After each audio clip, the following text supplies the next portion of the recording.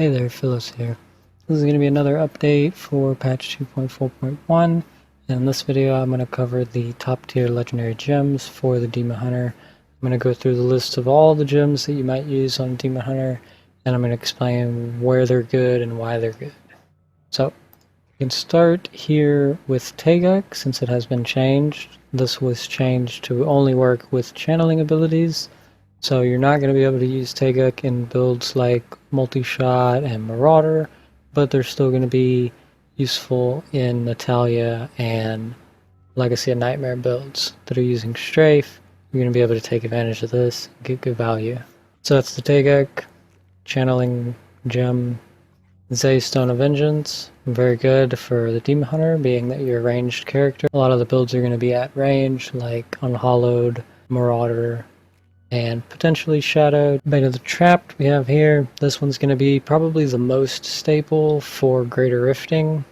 Depending on the level, if you're speed farming, it's kind of not that great, but it's one of the strongest gems in the game. And this is going to be good with every single build, pretty much in the whole game, not just Demon Hunter, but definitely one of the best gems in the game.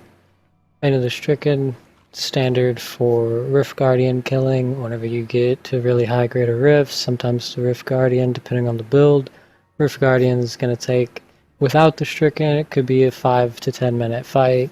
So you throw the Stricken in and it's going to reduce that Rift Guardian time to something more reasonable, like 3 minutes or something. And then here we have Bane of the Powerful. This one has been a staple for speed farming and is going to be even acceptable for Greater Rifting now. They changed it to a multiplier. They added in the damage reduction, so you get damage reduction and damage increase for elites, and then the damage 20% for X amount of time after killing an elite. So obviously you're not going to be able to have 100% uptime on that, but it is a 20% multiplicative damage increase, so very good, especially good for speed farming still, just like it was. So those are like the 5 kind of standard legendary gems for Demon Hunter. So here we have the Pain Enhancer. This one's really good for Legacy of Nightmare speed farming, because the Legacy of Nightmare amplifies this, and it's really effective at doing quick damage to low health monsters. So it's really good for speed farming.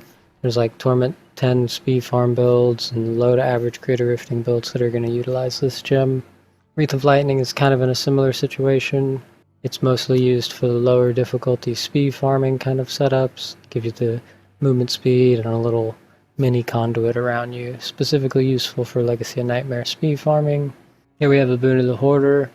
Standard for Torment speed farming if you need gold or if you just want some more movement speed. This is going to be really good.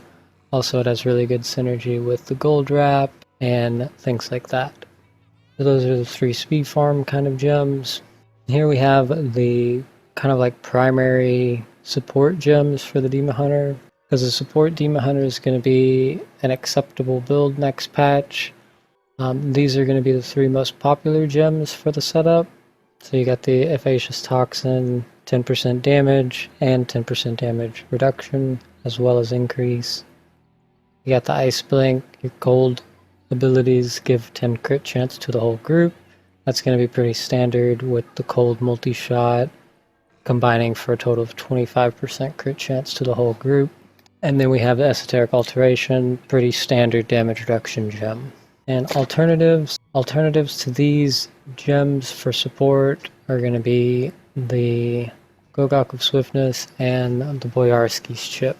The Gogok is good if you need the cooldown reduction, or if you need the attack speed. You can use that not only for the support build, but there are some other builds that can take advantage of the attack speed and the cooldown reduction. So potentially useful gem, but not really a staple in anything. And then this gem, the secondary effect, gives your primary skills a taunt, can be potentially useful for the support Demon Hunter. I don't know that I would run it over the 3 here, but you know, it's something to consider. If you don't need the survivability, you can potentially take advantage of that. And I just want to quickly touch base on the Enforcer, because this is kind of like a frequently asked question. Is the Enforcer good with Marauder? No, it's still not good. It's not that it isn't good, it's just not as good as other things. So with Marauder, your sentries are only doing a fraction of your damage. A third to 50% of your damage is coming from the sentries. The other half of your damage is coming from yourself. So just straight off the top, the Enforcer has 50% effectiveness just based on that. While other gems like the Bane of the Powerful, Disease, Trapped, all these other gems are going to increase your damage as well as your sentry's damage. So Enforcer, even though it was changed to be a multiplicative increase, it's still not going to outweigh these other multipliers, because like pretty much all the legendary gems are multipliers in terms of the damage. So the Enforcer is not going to outperform something else. So there you go. I made a video like this a long time ago. It seemed to help some people, so I just want to kind of update that video so that I have this as a reference so that people can kind of be familiar with, you know, at the beginning of the season you're trying to decide what gems do I want to level. You can kind of use this as a reference to determine what gems you're going to want to level for what specs. So there you go. Thanks for watching. See you next time.